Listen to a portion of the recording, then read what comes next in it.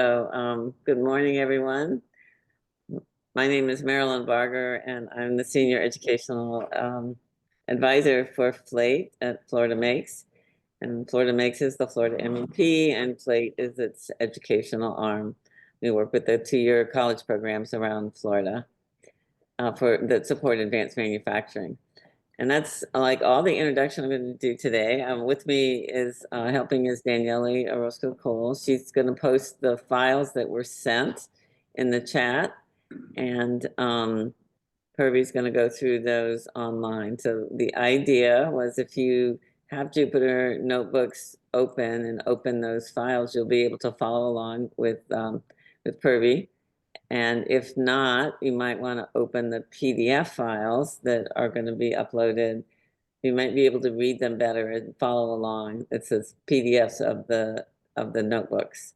You might be able to read it better than on the screen as Purvi works through the examples.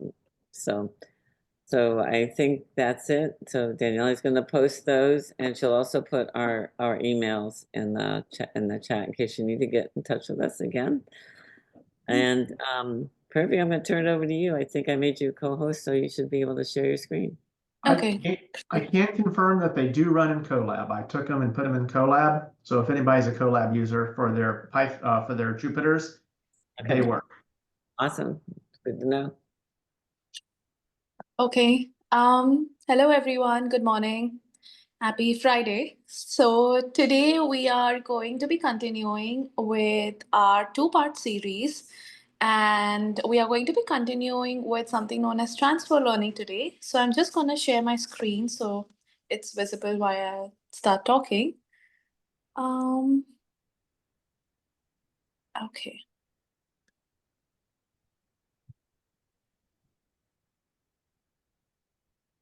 Perfect. Is my screen visible?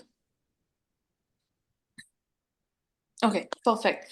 Also, I might be turning off my video because the models that we're going to be running today, they might make the system a little slower. So just so we don't encounter any issues, you might see the video on and off. So today we are going to be continuing. Oh, it's just my video. I mean, all of your videos are fine. My video might be going in and out. So today we are going to be continuing with a 2-part series. So as you all remember, in the last presentation, we had talked about how to utilize artificial intelligence in different aspects of manufacturing. We had also learned about different models. So we had learned about convolutional neural networks. That was the main thing that we discussed last time. We talked about how neural network work, what sort of layers there are. And today we are going to be continuing and taking it a step further with implementation of these models. So last time we had a question, which was that we have our own data and we have these models. Can we work with our data and these pre-existing models? And that was when this approach known as transfer learning comes into place, which is what we are going to be doing today. So let me just start my presentation.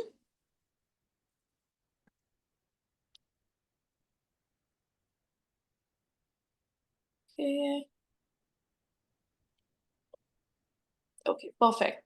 So let's first talk about what transfer learning is. We are going to be talking about transfer learning, the benefits, the different types of transfer learning, and then we'll go over the hands-on module, which is our activity where we'll be choosing 2 different ways of training a pre-trained model and working with it. And we'll end the entire presentation with a demonstration on a manufacturing example of this entire approach that we go over today. So let's start by transfer learning. So essentially, transfer learning is the knowledge of an already trained machine learning model that is applied to a different but a related problem. So for example, if you have a model that is trained to predict any image that contains a backpack, so you're trying to identify a backpack in your model, you could use the knowledge of that model gained during training, and you could use it to identify other objects, for example, sunglasses, mugs, so on and so forth. So essentially what we do is we try to exploit what has been learned by the model on one task, and then we improve it to another task. So whatever the model has learned on task A basically goes to task B. So the general idea in this scenario is basically that a model has learned from a lot of available training data, and the new task does not have much data. It does not have a lot of data. Whereas in machine learning or in AI, we know that data is king. So if we don't have a lot of data, what do is, instead of starting the model from scratch, instead of training the model completely from scratch, we use a pre-trained model, and we basically start with the patterns learned from the previous task. So that is what transfer learning is used for. It is mostly used in computer vision, which is what we are going to be doing today. We are going to be working with images. It is also used with a lot of natural language processing tasks, so sentiment analysis, etc. Now let's move forward to the benefits of transfer learning. Now, as I mentioned, transfer learning is used in a scenario where we don't have a lot of access to label data. So what it does was the key areas where it helps us increase our overall efficiencies. Number one, enhanced efficiency. So what happens is in transfer learning, a pre-trained model retains the fundamental knowledge of the task it has learned, right? All of the features, all of the functions, and it helps it to allow to adapt to new tasks faster. So essentially, it's very computationally inexpensive, because then you're not using large amount of data, since you're already using the model that has learned on the previous resources. Another benefit of using transfer learning is that we have increased accessibility. So building a neural network, the neural networks that we talked about last time, essentially require large data volumes. It requires large amount of resources, and transfer learning helps us overcome all of these barriers in a way that we can adapt the existing models to our requirements at a fraction of a cost. So if you're using a pre-trained image recognition model, for example, which is just identifying images, you can create model for medical image analysis. You can create model for facial recognition. With all of this, with minimal adjustments. So that is one of the another benefit that we have. And the final is improved performance. Essentially, they are better equipped at handling real world variability and noise, since they've been exposed to a lot of scenarios in their initial training. So it gives better results and it adapts to unpredictable situations more. Now, quickly, I'll go over the different types of transfer learning approaches, since I want to devote most of our time to our coding environment. So the transfer learning approaches, more or less, you'll see are three types: transductive, inductive, and unsupervised.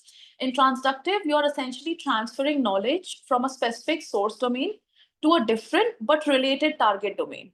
So it is very useful when there is little or no label data in the target domain. Then we have inductive transfer learning, where the source and target domains are the same, but the task that the model does is different. So the model is pre-trained on a familiar source data, and because the source and the target domains are the same, it trains faster on the new functions. And then we have unsupervised. Unsupervised is similar to inductive learning. The strategy is kind of similar, but essentially you use it to develop new abilities. For example, the model learns the common features from an unlabeled data, and it uses it to generalize on the new target data set.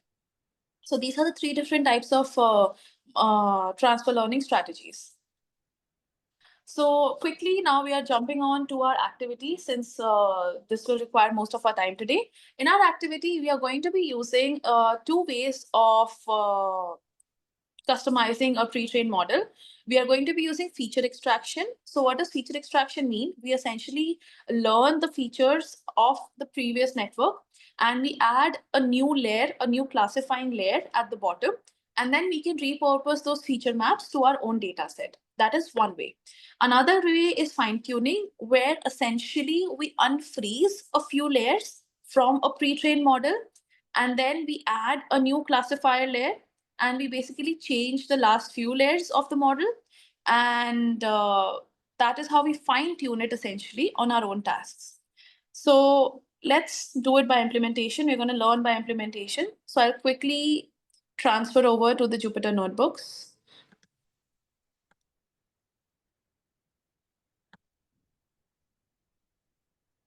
Okay. Any questions so far for me based on what we have done till now? So let me just jump in here and remind everyone that this notebook is in a PDF form. If you want to, if you're not opening Jupyter Notebooks on your machine, you can open that PDF and follow along in case the text is too small or whatever on the screen you're using. So just want to make sure everybody knows they might be able to use that along with the screen and follow with you if they need to.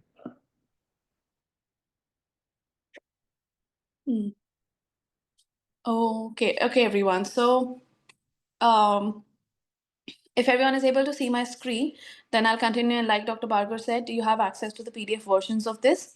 Now, before I start, you must be given access to two different Jupyter notebooks. One must be called Transfer Learning and the other is called Images.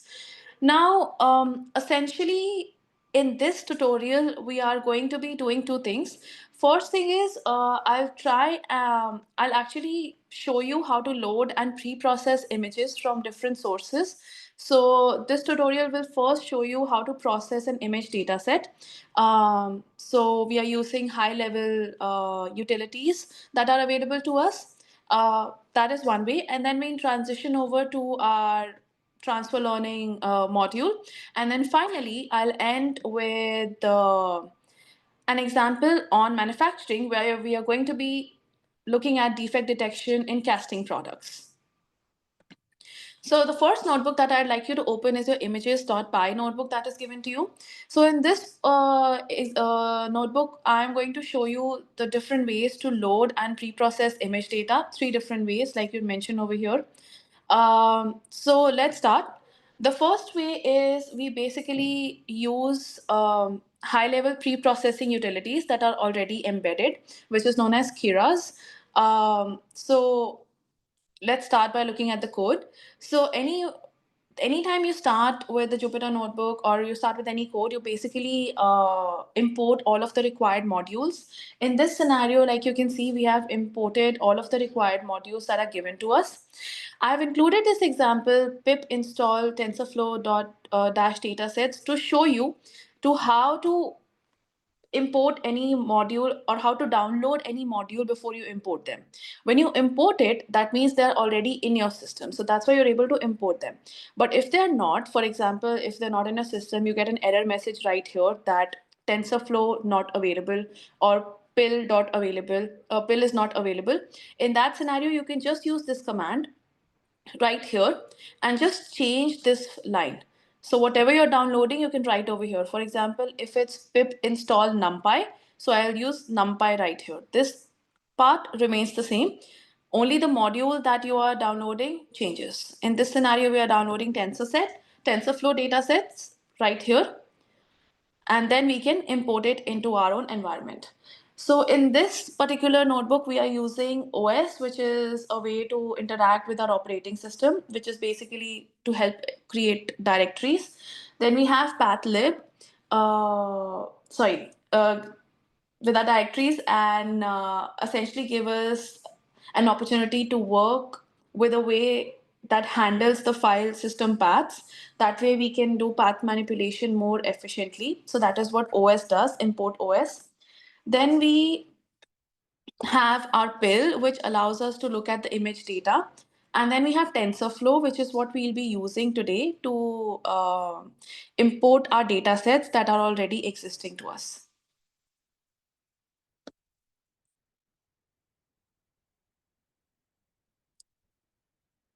Okay.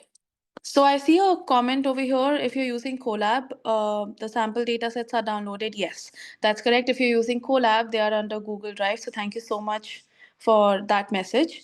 I am not using Colab over here, but you can definitely use Colab if required. Okay. So now you would see the PDF version that's also given to you, there are two different codes over here. So I have combined everything that is written over here into one code right here, because the pre-trained data that I had, there were some issues with the extraction files. This is something that you need to make sure. If you're using a pre-trained model like I did for this demonstration, you might have to change custom paths to your directory. Sometimes the paths that is given to you on the pre-trained model, they are slightly, you need to slightly change the code so that your folder is readable on your own system. So this is the revised code that I've given. This is the code that was given in the notebook that we had, the pre-trained notebook. And this is the code that I've changed a bit just so it's more amenable to my own system. Then again, if you are doing this later at your own time, you can definitely reach out to me if you have any questions. And ChatGPT is also your friend when it comes to this for troubleshooting. So over here, we basically created a custom directory. And from here, we have downloaded our dataset, which is our flower images dataset. And we have defined our directory name. Since we have extracted the data from that data set, I have named it as extraction underscore dir, which is my working directory right now. Again, I won't be going deep into the code since we have a lot to cover today. But essentially, this entire code snippet, if I could reduce my screen size a bit. Okay. This entire code snippet tells you how to extract the data from the TensorFlow library that we have, and then use it on your own system. So if you run this code, your results are going to be the contents of your directory. So it will show you what all it has downloaded. In our scenario, since we're using a flower data set, we have all of the different flowers in here. So after this, you jump directly to this code right here, which is 21. Why is that? Because these two codes are from the original file that I had downloaded, which is not applicable on my own system. I've provided the new code in here because of that. But you could see the original code right here. I've kept it so you can see the difference between that and this code. So now we jump directly to our images. So now that we have the directory, we will see if we are able to see the images in that directory, which is what this set of code does. So if you run this code, you will be able to see the object over here, which is 0 that we mentioned, which is 1. And then the second object over here is another type of rose, since we're working with flowers. So why we put this code in, or why we put this set of codes in, is because just to check whether our images are clearly being displayed in our directory. So once we have that, we create our data set. So to create our data set, if you see, we have some parameters defined. We have the image width, we have the image height. All of these information is given to you if you're using a data set that's pre-existing. All of this is already defined. And batch size is basically the number of images that will be processed simultaneously.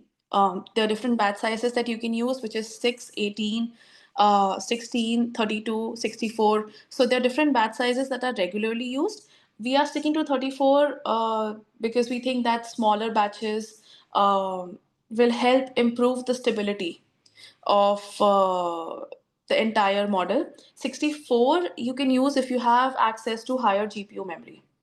So we are using something in between, which is 32. And then we are, as you remember last time, we were splitting our data set into different types, which was training, testing, and validation. Last time I'd only shown how to split the data set into training and testing, but this time we are also using a validation data set because we are working with large amount of images. We are working with around 3,670 images. So to avoid any issues moving down the line in terms of accuracy, we are including a validation data set. This set of code allows us to split our data set. Now, those of you who had this notebook, make sure that you change this word right here. So since we are not working with data dir, which is right here, the old code that was given to us in the pre-trained notebook, we are not working with that. We have extracted the data onto our own system.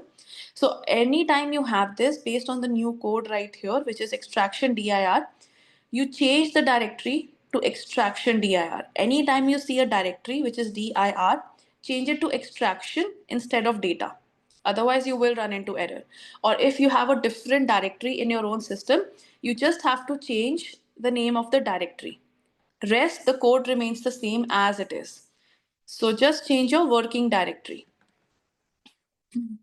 So we have now different classes and we have extracted the data, and we find out that we have 3,670 images that belong to 5 classes. So we have 5 different types of flowers. And out of this, we split the data. So we use 80% for training and 20% for validation. So we take it out. So that means we are using 20%, which is 734 for validation, and that is kept aside. We also ask the code to show us the type of flowers. So we have 5 different types of flowers, which are these 5 classes that are shown over here. So we have daisy, dandelion, roses, sunflowers, and tulips. Since we have all of our classes, I would also like to see these data. I want to visualize it. So I just asked so my code snippet is just showing 9 images from the training set, and this is what that code does. This snippet right here essentially shows the 9 different images that we have in the training set. Briefly, if I give you what that code means, is essentially matplotlib allows us to see this entire data in different plots like this. So it is very useful when you have visualizations. So that's why we have matplotlib right there. Then we have the PLT figure. The purpose of this is basically to create a new figure with size of 10 by 10 inches. So 10 inches by 10 inches. And since we want to display it in a plot manner, so we make sure that there's sufficient space for all of the plots and all of their titles. So we just define the figure size. And then we loop over each of the batch data right here. So we create that loop, something that we had talked about in the last session. We create a loop where essentially the TensorFlow data set that we are using, it yields the images corresponding to their labels. So if it's roses, it will give roses. If it's tulips, it's going to give tulips. So it will loop over that entire data. And once we have roses, it will pull out the rose image, tulips, pull out the tulip image, so on and so forth. This code right here for I in range, this entire code basically iterates through the first 9 images of the batch, because we are asking it to show 9 images. We just want to see whether they're all there and there are no issues. We don't have any errors coming into it. So it creates 9 individual subplots, which is right here. So you have 1, 2, 3, 4, 5, 6, 7, 8, 9. It basically creates those 9 different subplots and it shows us all of the images. So that is what that code does. So now that we have all of our images, we can train these models by using something known as model fit, which we'll be talking about later. We can also manually go over the data, but that is not required. We already have inbuilt packages in our training set, so we don't need to change it. Again, all of this pre-trained data, I haven't really changed a lot in this entire file. There's barely any changes. So this is to show that you can use that entire file for your own version. I've just changed my directory. I've just extracted data from my directory since I'm working on the system, but you can easily work with it. You just have to run the cells. There's no changes required. So you're not writing code essentially, you're just interpreting code. Then we standardize the data. Now, every time you work with the data, make sure that there's standardization involved because it's not ideal for neural network to get unstandardized data. So we standardize it, rescale it, and these are all the functions that basically tell us how to normalize the data. Again, this is just so the neural networks can efficiently digest the data that we are giving it. And this is broadly what the code does. We don't have to go into nitty-gritties of it. These are pretty standard when it comes to any neural network that you're working with. The thing that we do have to look into, or the thing that we do check, is configuring our data set. Now, what do you mean by configuring our data set? So every time we have our machine learning workflow, basically we want that the machine or the model is running at its optimal performance. And because of that, there are 2 techniques that are being used, which is cache and prefetch. Again, this was already embedded in the notebook. I didn't have to do this. So it already implemented 2 methods, which is caching and prefetching. which helps mitigate any input-output bottlenecks that you have when you're working with your own data set, which is I-O bottlenecks. And it helps improve the overall training efficiency. Now, the cache helps load data from the disk and it stores it in memory. This prevents the performance penalization of decoding the images from your directory or from your memory. So all of this again is inbuilt. There's not a lot of changes that you have to do. And then we have our prefetch. So what prefetch does is, if the model is busy training on one batch of data, it will simultaneously prepare the other batch in parallel. So there's no lag and you have a seamless data pipeline to work with. Again, these are already there, not a lot of changes that you have to do.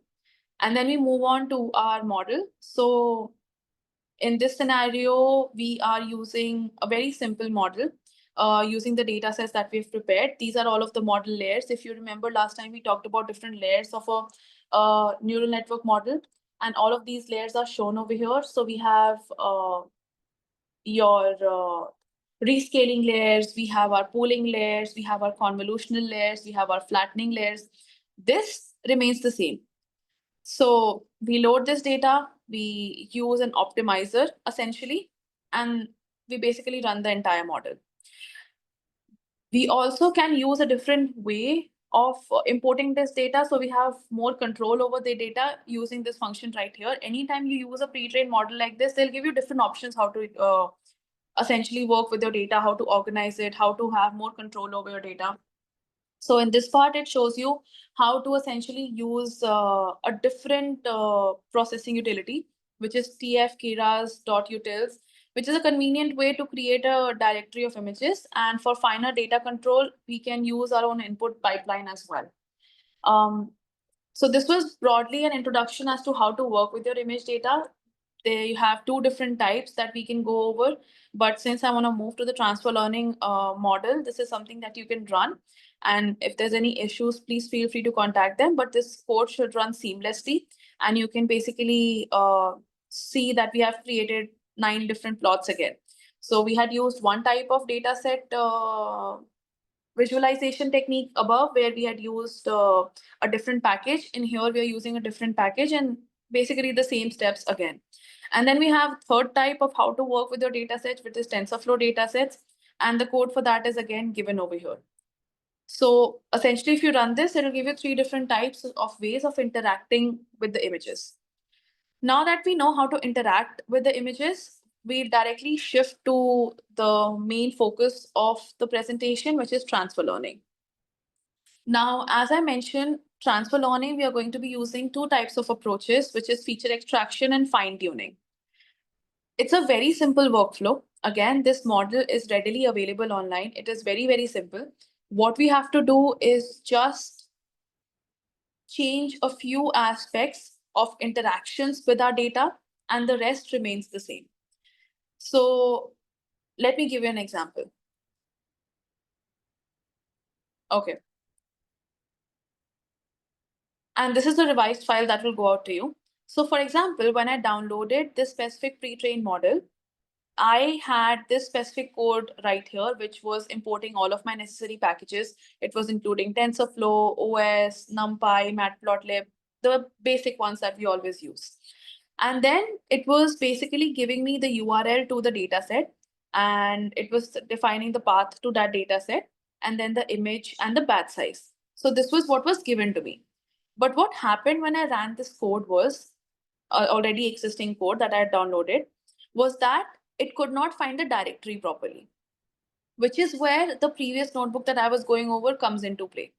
If you download this, the only error that most of the people run into, and the most commonly encountered error, is that the directory is not working fine.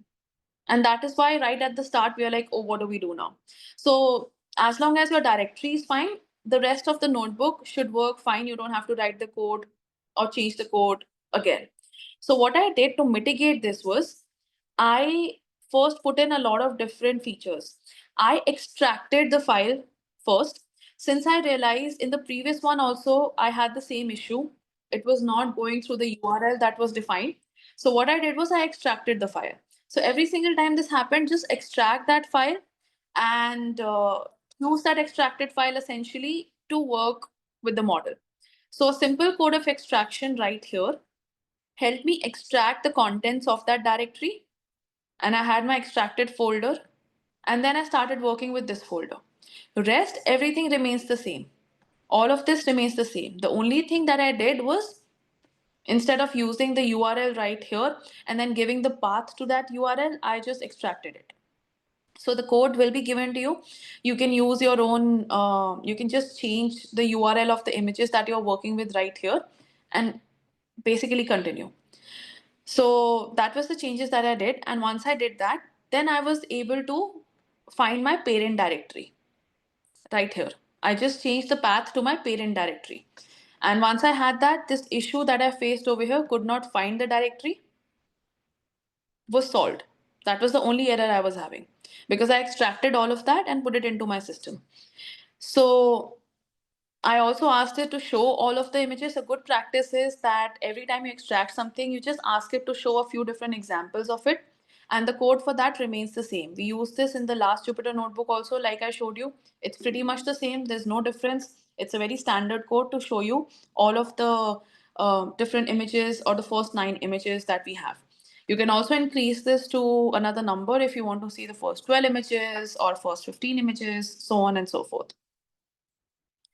And again, I divided my set. I first found out that I have 1,000 files in this, which is cats and dogs, because I'm working with cats and dogs. And I have 2 classes in here, cats and dogs. So I saw that I have my cats, I have my dogs, and then I start dividing my data again. So again, I have validation, test, and training. In this scenario, we are using 20% for test set. The original data set does not contain a test set, so we will create one, which is what we are doing over here. Some pre-trained models come with this division, some of them don't. Every time you're downloading a pre-trained model, you will have the README file with it that will show you that, okay, is it divided into testing set, training set, validation set, or is it not? Again, these are all the codes that were already given to me. So there are not a lot of changes that we are doing. It's all a matter of understanding the code versus writing the code. So we see the code, we see that it has divided into validation, test batch right here. And we ask it to print the number of batches also. Every time, whatever you're doing, make sure that you're printing it so you know where your data is currently. So it prints the number of validation batches, it prints the number of test batches. And then again, I use the same IO system to improve any bottlenecks that I may have. So right here, this allows me to mitigate any bottlenecks that I have while interacting with the images that are in my directory. Again, if you don't have a large data set, for example, you can work with augmentation technique. So what happened is anytime you don't have a large data set, you can augment your data set, which is artificially including images that can increase the samples, number of samples that you have. So it will give you different types of synthetic images.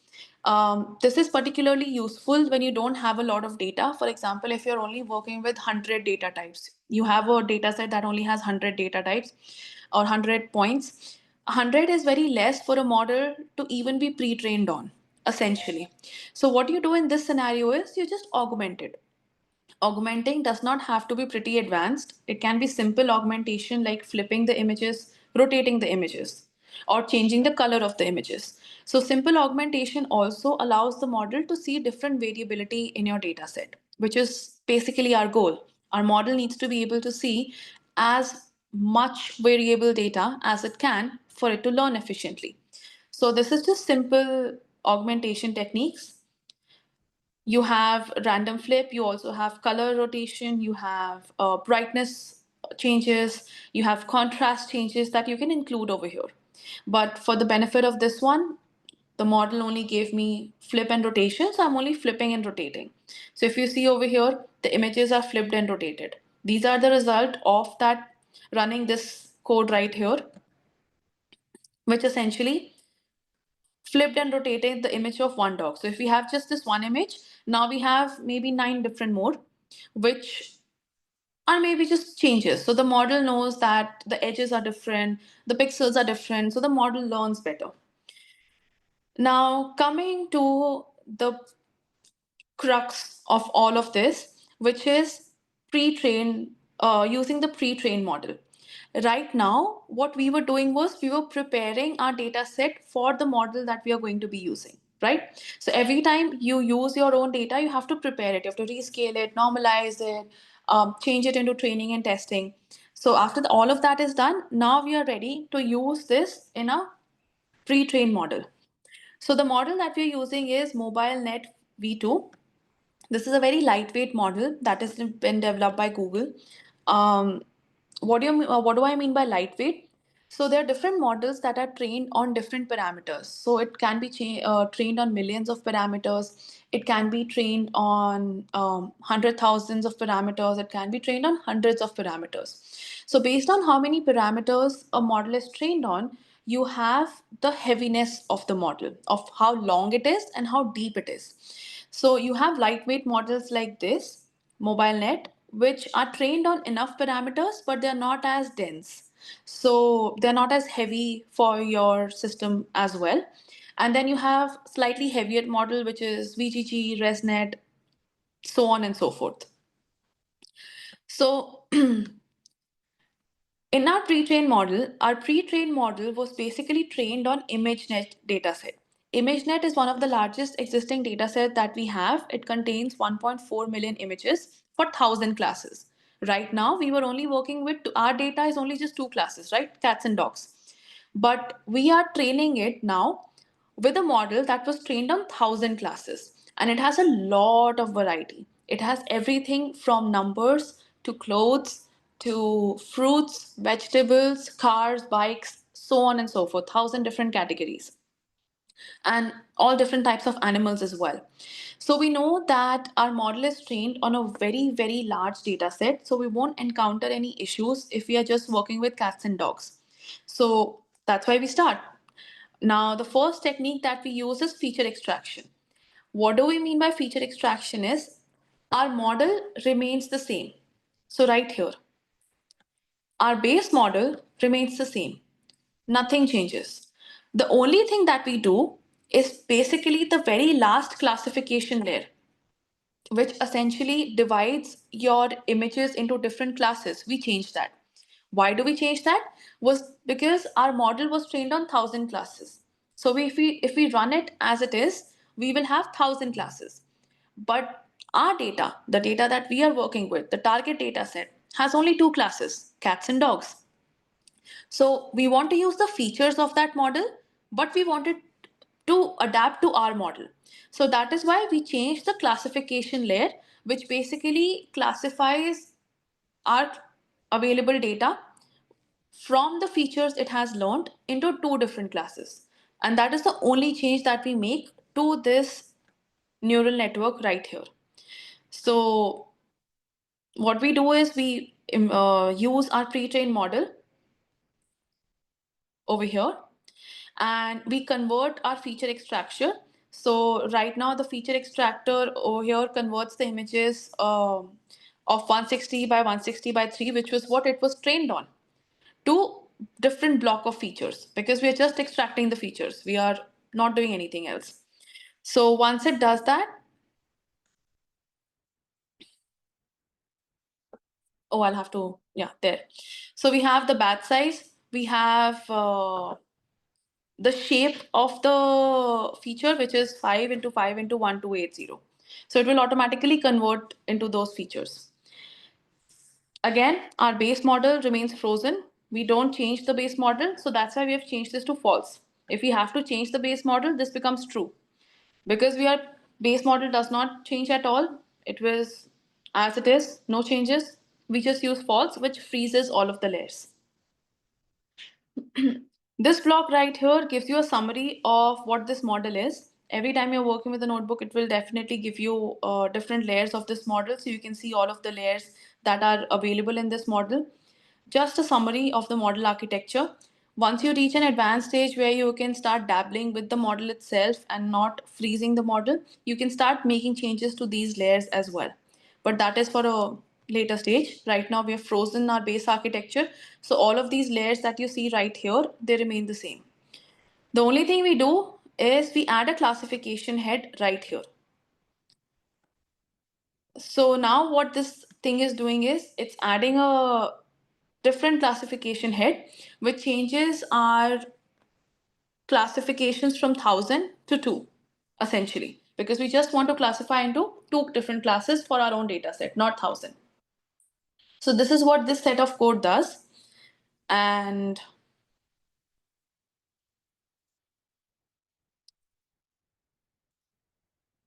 we have the total parameters that it was trained on. So 8 million parameters in the mobile net are frozen. And the ones that are trainable, the ones that we change, only those are different. So that is what we do. Our trainable parameters only come down to 2. Once that is done, we compile our model. Again, these codes are as it is. You don't have to change it. It's all there. It's just extracting the features on its own. You don't have to change it at all. So this is something that you can play around with. So every time that you are working with a pre-trained model or a pre-trained Jupyter notebook like this, you can definitely play around with these things, which is your learning rate. Learning rate, there are different learning rates that you can use. So you have 10 to the power of -3, you have 10 to the power of -4, -5, -6, -7. Your learning rate will basically define how your model is being trained, right? So this is something that you can change for a trial and error method of how to get your maximum accuracy or how to see if your model is performing really well. So definitely I would recommend playing around with this number, because once you change this number, you'll see these accuracy metrics changing right here when you train the model.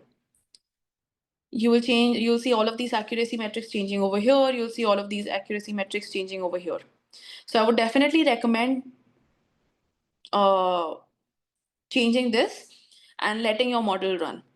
The only reason I'm not running this right now is going to take me a minute or two to run this again, and then I won't be able to show you the results.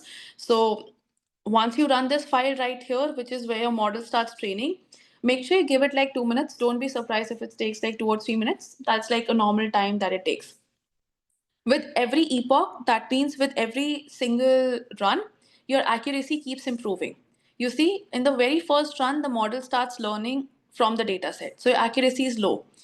Then it learns from more features, your accuracy increases. So on and so forth, your accuracy reaches to 91%, which is 91.31%, as and when your model starts learning through each layer.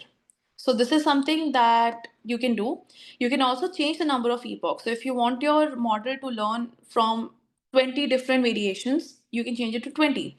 If you want lesser, you can change it to 5. You can change it to 10, 15, 20, 30, 40, based on the computational capacity of your own systems.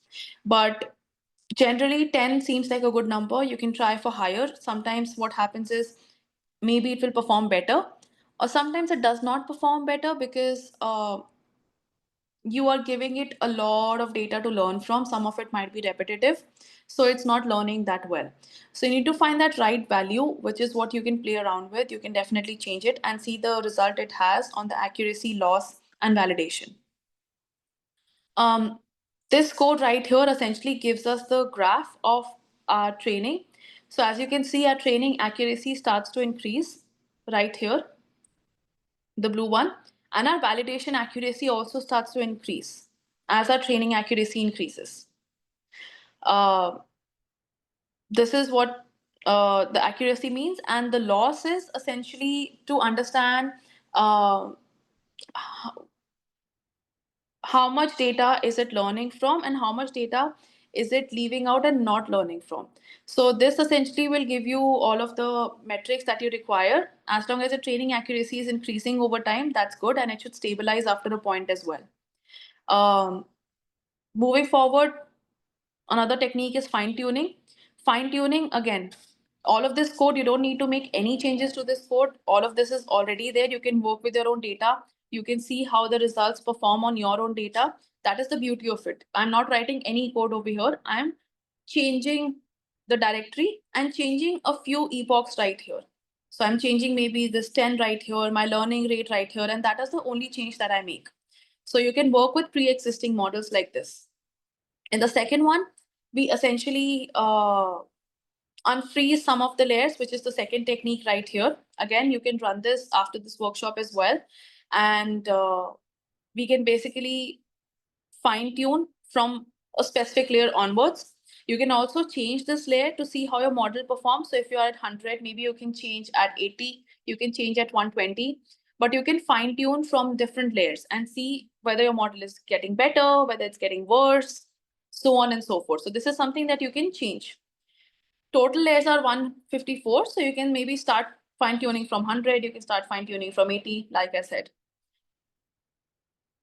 Once we train this model, again, the same thing, we have our training accuracy, validation accuracy. We also see the point where the model starts fine tuning from. So we are able to see at which stage is the model fine tuning from, because before that, the layers are frozen. After that, the layers keep changing based on your new data. And then we have our accuracy right here. We have an accuracy of 98%. That means it's able to classify cats and dogs into cats and dogs by 98%. So this is what essentially transfer learning does. The only thing I would recommend you do is change your working directory. So change your directory when you're working in your system. Also, I would recommend using your own data. So any data set that you have, image related data set, I would recommend inputting that, using this model and seeing how it performs. And you would see different metrics. You will be able to see how each layer performs based on feature extraction or fine tuning. Any questions so far?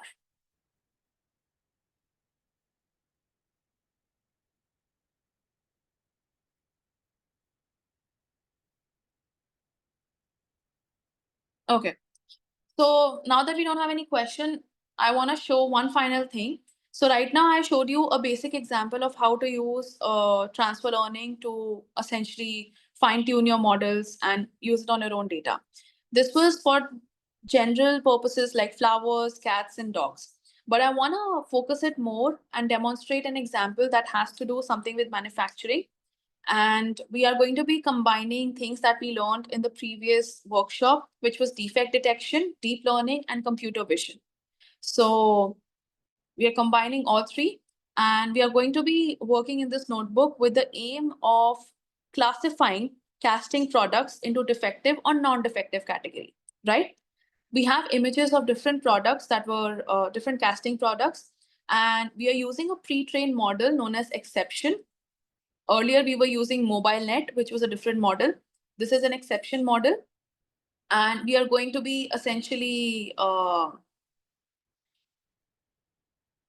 using this model and working with our own data set. In this scenario, our own data set are the casting products, because the exception model has not been trained on casting products. It has just been trained on different types of products, but definitely not casting products. But it is trained for classification. Since it is trained for classification, we can use it for our own purpose of classification as well. Our data set in this scenario is casting, which is a manufacturing oriented data set, right? So what we do is we start by importing the necessary libraries, as I mentioned.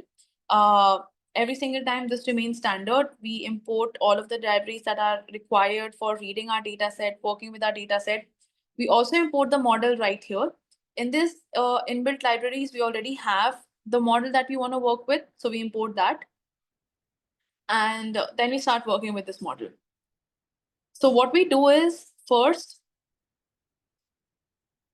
we get the data set. Now, where do we get the data set from? So in case you don't have a lot of data on your own, but you still want to test out these models and you want to see how they perform on different data sets, there's something known as Kaggle, which is what I have used to get this data set.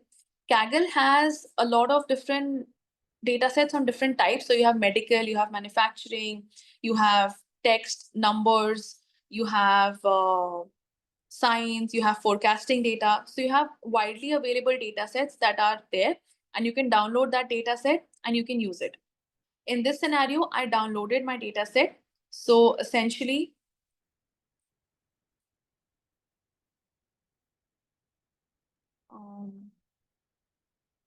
If I just show you where that data set, perfect, there it is. So this is the data set I got from Kaggle. Just sharing my screen. Yes, this is the data set I got from Kaggle. It has images of different products that were cast. So as you can see, I downloaded this data set, which is available online. These are the casting products that did not have a defect. And then we have the products that do have a defect, which is defective. So it was already divided into categories. So I didn't have to divide it into categories as well, since it was already divided. And you can see that it has different defective casting products. So this data set was available to me online. I downloaded it in the form of a zip folder, and I just extracted that zip folder right here. I already have the data also with it. So casting data also comes with it. It was already divided into training and testing data right here. So all of these data sets that are available to you online, they pretty much come all sorted. So you don't have to make a lot of changes. They already come in a way that are easy to use. So as long as you download it and then you define the path. In this scenario, this is my path right here. So every time you're opening a folder, if you just click on this button right here, your path will automatically come here. And this is the path that I will copy and paste into my Jupyter notebook. And that is the only change I have to make, right? So if I go back to my Jupyter notebook,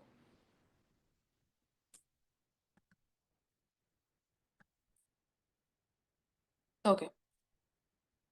If I go back to my Jupyter notebook, you see that I have defined my data set right here. The path that I showed you there, I gave the path right here in front of dataset.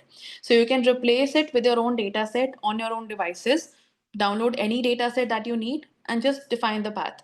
Once you define the path, the code that I have written over here will basically extract the data from that dataset, and it will basically show you the contents of the dataset. So it will automatically look for the training data, the testing data, and it will show you the result right here.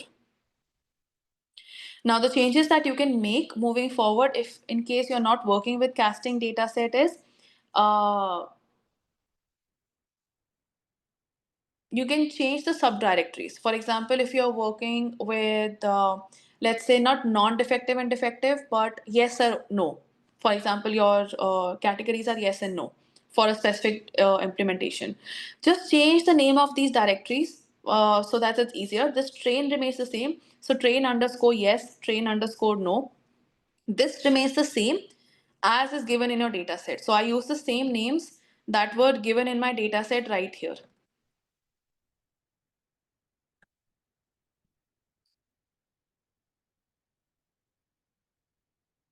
So right here, I use the same training and testing data set that is given right here. It's pulling from this data set that is already on my system that I had downloaded. So just use that. And after that, what I do is I run my file.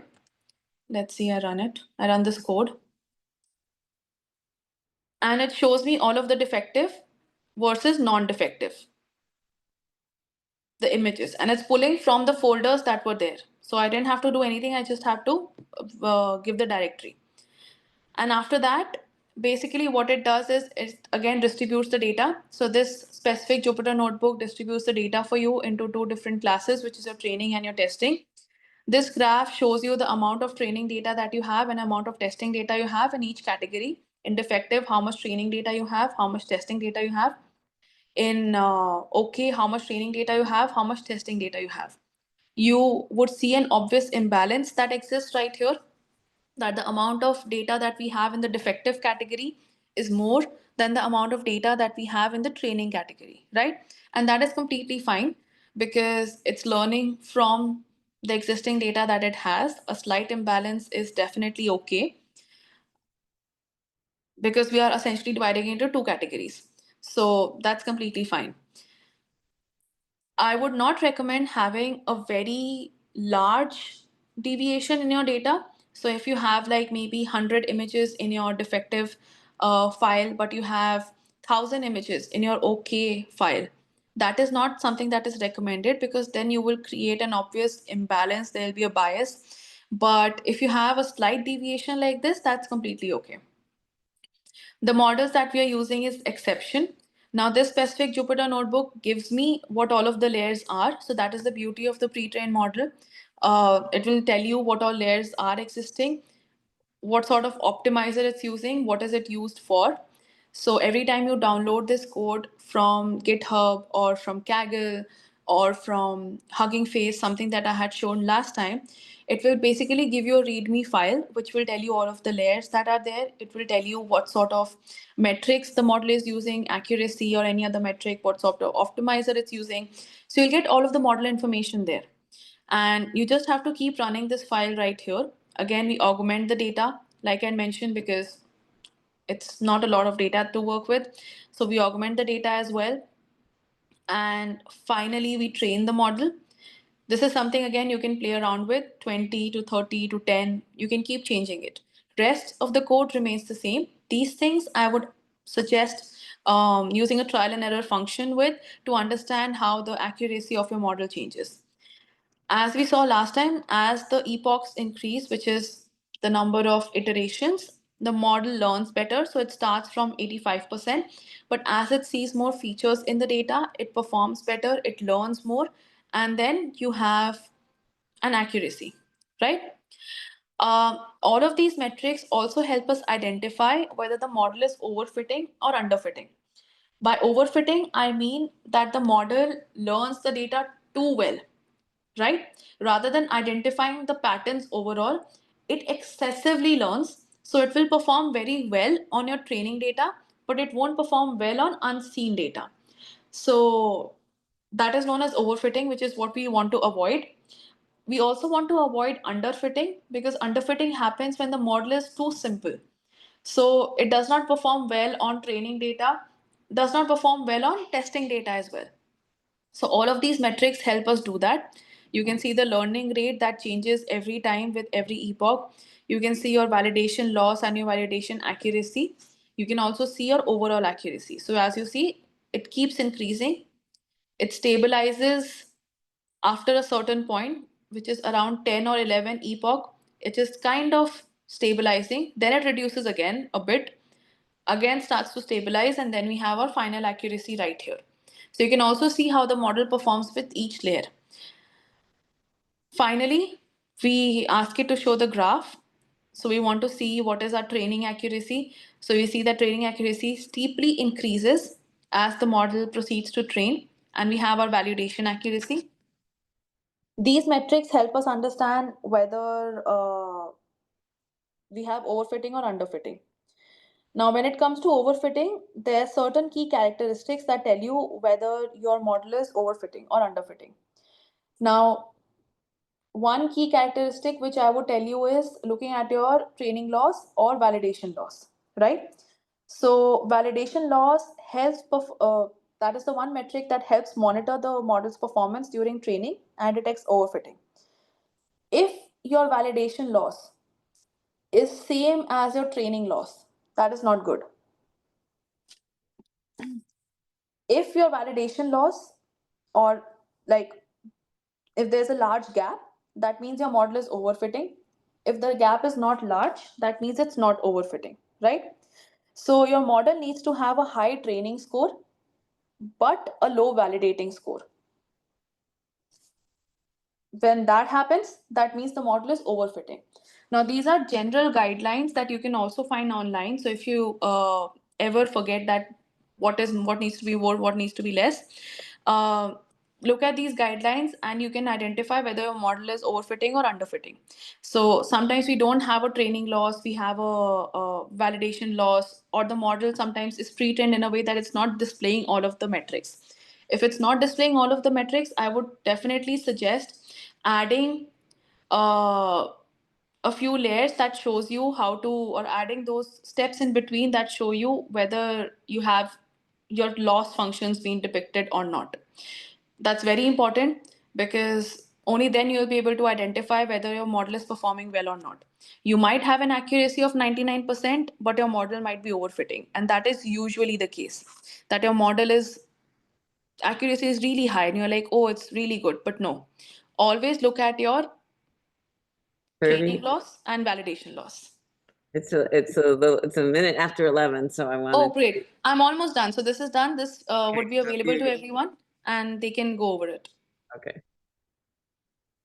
I can just want to say thank you for, if you have to leave, go ahead, and if not, I guess we'll be done in a couple of minutes. Yes, so I'm just finalizing it. Once we run the model, we are able to see the defect. We have also included GradCam analysis in it. What GradCam does is it's able to identify using heat maps where the defect is. So you have heat maps right here. So this helps us show all of the heat maps, all of the gradients. So every time we have a defect, we are able to see where the model is learning from. That is what GradCam helps us do. So for example, if we have these defected images, we are able to see that the model is learning maybe from this aspect or the model is learning from this part of the image. It helps us understand where the model is learning from. And after that, we also have a confusion matrix, which is normally shown in your classification examples, where you're able to see the true negatives, the true positives, the false negatives, and the false positive. So what it does is it's essentially is a classification report which assesses the model performance. So you have these labels, you have your defective front part of the casting, okay front part of the casting. These are your true labels. So that means actually how many images were defected and how many images were not. And then you have a predicted labels, which is what the model predicts. Has the model predicted that there were whether this image was defected or not? Or has the model predicted whether this image was okay or not?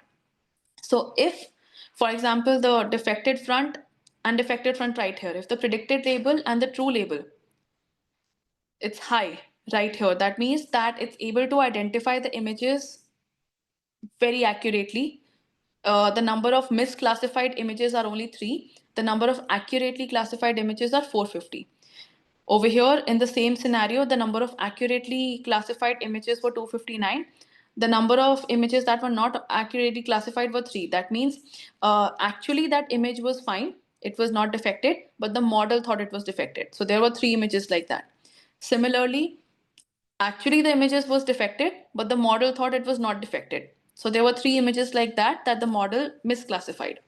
So as long as these numbers are low, but your actual numbers are high, that means your model is overall performing really well. Right here. So you have your classification report. Oops. Let's see.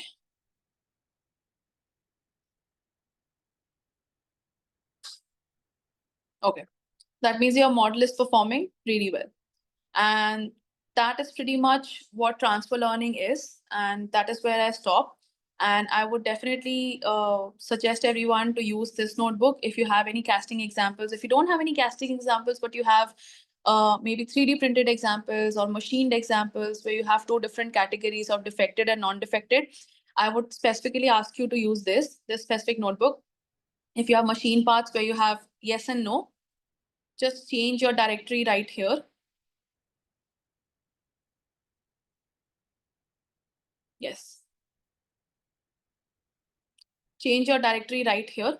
So, and then see whether your model is performing or whether your data is being accurately classified or not. So any data that you have, just use it on your computer, put it into different sets, and that is how you can work with your own data. And that would lead us to the end of this presentation. Any questions that you might have? I know it was a lot of information altogether, but pretty much it's very simple. It's just a matter of changing a few things, and all of that is already provided in the Jupyter Notebook. I would highly recommend using your own data and just running through the cells. Thank you, Purvi. Dr. Marilyn Barger is in another meeting. Okay. And I would like to thank you everyone for attending. Just remember that the recordings of this presentation and workshop will be emailed to you. It will be available soon. Teresa will be taking care of that. And anyone has any question, please reach out to Purvi or Dr. Marilyn Barger. And we wish you a wonderful weekend, everyone. Thank you, Purvi. Thank you, everyone. Bye. Bye-bye.